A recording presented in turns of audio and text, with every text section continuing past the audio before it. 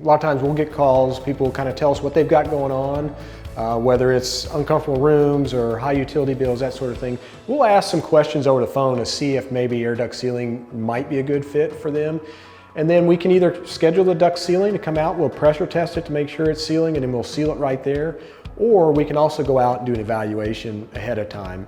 And sometimes the guys will do a free evaluation along with their duct cleaning. If they're there anyway, they can just do a quick visual look at things, point out some things that might be some issues. And sometimes that's enough to warrant just coming out and doing the sealing. Or we have we can do a little deeper dive into that too with some different equipment. We've got some infrared cameras.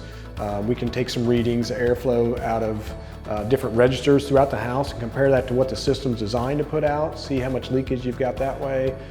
Just a number of different things like that. So we can go full bore right into it and get it sealed for you and quick and easy and you're done. Or we can go slow too and test and make sure you're comfortable with us doing the sealing and the cost and that.